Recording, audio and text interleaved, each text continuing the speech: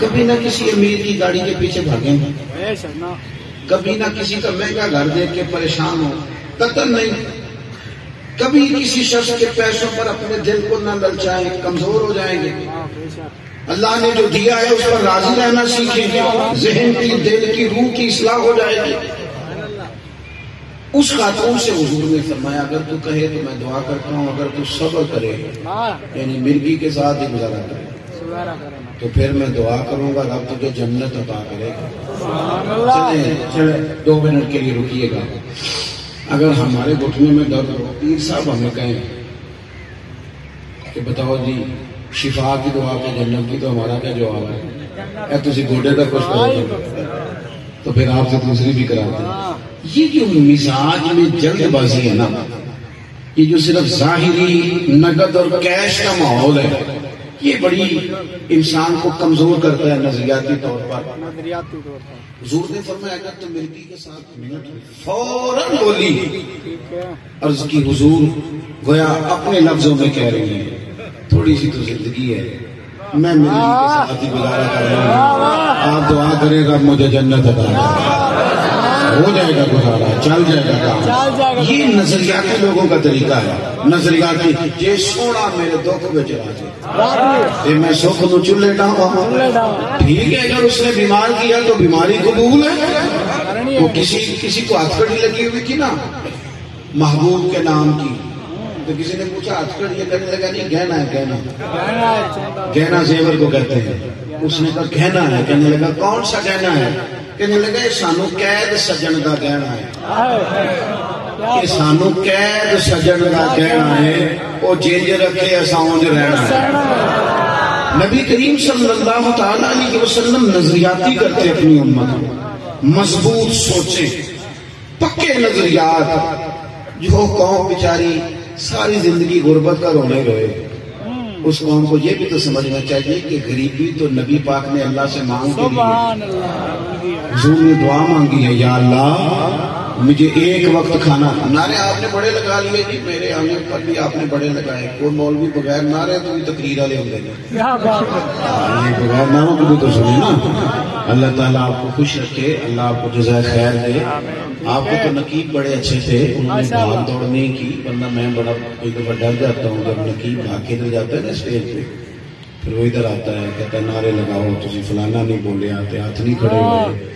وہ کئی دفعہ یہ بھی کہتا ہے کہ تگڑے ہو جو میں جملہ دینے لگا، مجھے کئی دفعہ یوں لگتا ہے کہ جیسے بم چلایا گیا، جملہ دے تو نے جو بات کرنی ہے کہا، یہ سنجیدہ سا اسٹیج ہوتا ہے اللہ رسول کی بات، اس میں اتنی ایمرجنسی نافذ کرنے کی کیا ضرورت ہے؟ جو بات آپ نے بڑی پریشان ہو کے کی ہے جوشیلے انداز میں، وہ بڑی آسانی سے بھی ہو سکتی تھی، بڑے کوئی اس میں دشواری کس بات ہے؟ تو نبی کریم علیہ السلام نظریاتی کرتے لوگوں کو، حضور نے اس خاتون کے لیے دعا کر دی یا اللہ اسے جنت عطا کر دے۔ اس خاتون نے عرض کیا یا رسول اللہ صلی اللہ تعالی علیہ وسلم جب مجھے مرگی ہوتی ہے تو میرے جسم سے کپڑا اٹھ جاتا ہے، میں عورت ہوں، حیا مانے ہیں، تکلیف محسوس کرتی ہوں۔ اللہ کے محبوب نے دعا کر دی، صحابہ فرماتے ہیں مرگی جتنی بھی ہوتی تھی جسم پر کپڑا موجود رہتا تھا، دیر تک وہ خاتون زندہ رہی حضرت عثمان غنی کے زمانہ مبارکہ تک۔ باہر سے کوئی آتا تھا تو صحابہ کہتے تھے کہ جنتی عورت کو دیکھ رہے اس بوڑھی اماں کی زیارت کرو، اسے دنیا میں حضور نے جنت کی بشارت عطا فرمائی۔ تھوڑا نا دکھوں کے بیچ جینا سیکھیں، تھوڑا غریبیوں کے بیچ جینا سیکھیں۔ ہم رب کے بندے ہیں، ہمارا رب ہمارے بارے میں جو فیصلہ کرتا ہے بڑا ہی کمال کرتا ہے، وہ ہمارے حق میں جو چیزیں، اور پھر دولت یقین، اگر یقین کامل ہونا تو زندگی میں نا مطلب آدمی کو پتا ہونا کہ 5 گھنٹے کے بعد، 6 گھنٹے کے بعد، 10 گھنٹے کے بعد مجھے ہوش آ جائے گی، چھوٹا سا آپریشن ہے تو خوشی خوشی آپریشن تھیٹر چلا جاتا ہے، اسے یقین ہوتا ہے نا چھوٹا سا مسئلہ ہے میں نے ٹھیک ہو جانا ہے۔ لیکن اگر اسے پتا ہونا کہ پتہ نہیں کیا ہوگا، وہ بیچارہ پھر بڑی ڈپریشن میں آ جاتا ہے۔ ہمارے ملک میں اب تو اعداد و شمار، پہلے تو 30% کہے جاتے تھے، یہ کووڈ-19 کے بعد یہ تقریباً 60% پہ چلے گئے۔ اتنے مریض ڈپریشن کے ہیں، ٹینشن، نفسیات کے، لوگ لڑ رہے ہوتے ہیں نا آپ سے، یہ آپ کیا سمجھتے ہیں کہ بلا وجہ لڑ پڑتے ہیں؟ بڑے پریشان ہوتے ہیں، اس لیے لوگوں کو معاف کیا کریں۔ وہ ہم سفر کرتے رہتے ہیں نا، تو کئی دفعہ کو بندہ گاڑی بھی غلط کاٹ جاتا ہے اور تنقید بھی کر جاتا ہے، غلط کراس بھی اس نے کیا ہے اور تنقید بھی کر رہا ہے، کہتا ہے نہیں چلانی ہوگی تو سیکھ لو کسی کو، وہ تنقید بھی کر گیا ہے۔ تو ڈرائیور کئی دفعہ پریشان ہوتے ہیں تو میں کہتا ہوں آپ کیوں ٹینشن لیتے ہیں؟ ہو سکتا ہے بیچارہ گھر میں پریشان ہو، انسان کو بڑی ساری آزمائشیں ہوتی ہیں، چلو ہم نہیں اس سے طلب ہوتے، کئی دفعہ انسان پر بڑی گہری، وہ ضروری ہے جو آج آپ سے سلام لینے بھول گیا ہے اس میں تکبری ہے، وہ پریشان بھی تو ہو سکتا ہے۔ تھوڑا سا نا اپنی زندگی میں لہجوں میں اٹھنے بیٹھنے میں تھوڑی شائستگی پیدا کی جائے۔ جب ہم نظریاتی ہوتے ہیں وہ کب ہوتے ہیں؟ جب ہمیں یقین کی دولت میں۔ آپ دیکھیں نبی کریم علیہ السلام سفر فرما رہے تھے،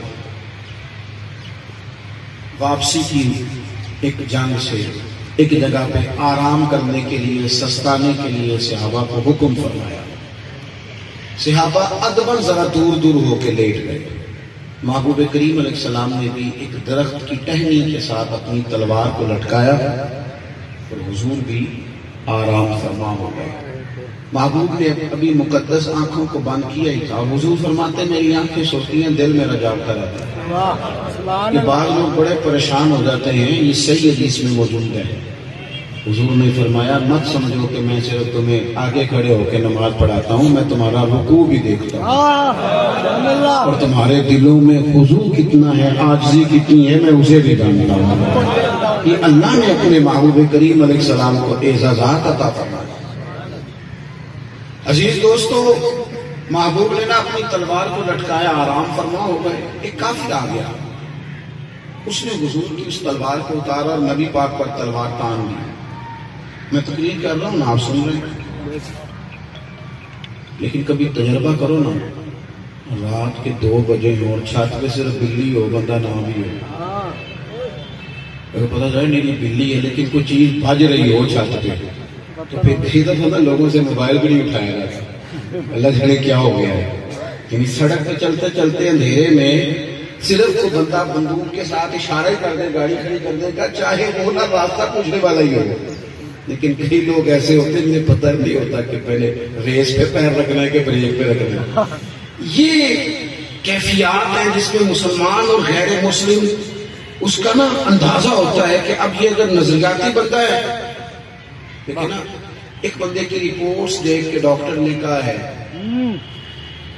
کہ آپ کی رپورٹس بتاتی ہیں کہ آپ کچھ دنوں کے مہمان ہیں، وہ مہینے 2 ہی نکالیں گے، تو کچھ لوگ اتنی ٹینشن لیتے ہیں کہ وہ 2-4 دن بھی نہیں نکالتے۔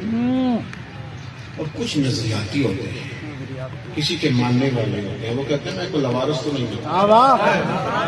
ڈاکٹر نے کہا آپ کی رپورٹس کہہ رہی ہیں کہ آپ کچھ دنوں کے مہمان ہیں، تو کہنے لگے ڈاکٹر صاحب آپ اپنے علم کے مطابق بات کر رہے ہو، وہ جو میرا رب چاہے گا۔ یہ نظریاتی لوگ ہیں جو زندگی میں کچھ کر جاتے ہیں۔ نبی کریم علیہ السلام پر اس شخص نے تلوار تان لی، یعنی اچانک کو بندہ آ کے بندوق دکھائے تو حالت کیا ہوتی ہے یہ سمجھنا ہے ہم۔ اس نے تلوار تان دی، محبوب نے آنکھیں کھولی، تلوار اس کے ہاتھ میں ہے، دور دور تک کوئی شخص موجود نہیں ہے، تو محبوب آرام فرمائے، اور سامنے کسی نے ہتھیار کر دیا ہے۔ یہ بات آپ سمجھیے گا، اس کو اپنے اوپر طاری کیجیے گا۔ کہنے لگا اب بتائیے بھلا ایمرجنسی میں ادھر نہیں دیکھا تو کسی پریشانی کا اظہار نہیں کیا، بلکہ اطمینان سے لیٹے ہیں، اور لیٹے لیٹے ہی مسکرا کے،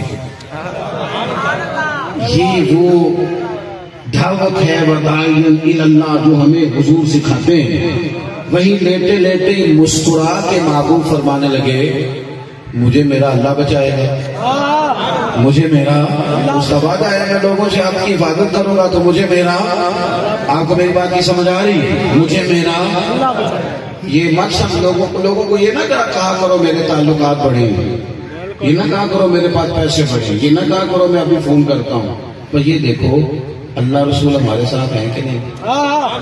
یہ غار ثور میں نا بالکل سامنے آ گئے کافر، ان کے پیر نظر آ رہے ہیں، حضرت صدیق اکبر کہنے لگے حضور وہ تو آ گئے، یعنی بالکل سرانے دشمن کھڑا ہو گیا، وہاں حضور نے کیا سوچ دی؟ اللہ کرے میں آپ کو بات سمجھا سکوں، یہ ہے وہ اصلاح جس کی ہمیں حاجت ہے۔ یا رسول اللہ وہ تو آ گئے، یہ پہنچ گئے ہمیں ڈھونڈتے ڈھونڈتے، تو محبوب نے کیا فرمایا؟ فرمایا لا تحزن، تو غم نہ کر۔ کیوں نہ غم کریں؟ اندر اسلحہ کوئی نہیں، بندے بھی دو ہیں اور باہر وہ سارے پہنچ گئے، دروازے پر ہیں۔ محبوب نے فرمایا لا تحزن، غم نہ کر۔ کیوں نہ کر؟ ان اللہ معنا، اللہ ہمارے ساتھ ہے۔ جن کے ساتھ رب ہو کسی تلوار نیزے سے گھبرایا۔ بس یہ دیکھیں کہ جو کام ہم زندگی میں کر رہے ہیں وہ ایسا ہے کہ اس میں مدد الہی آئے گی، تائید عزوی ہمیں حاصل ہوگی، یہ دیکھ لیں بس۔ تو نبی پاک علیہ السلام نے فرمایا مجھے میرا اللہ، یہ جو لفظ اللہ ہے نا، اس میں بڑی طاقت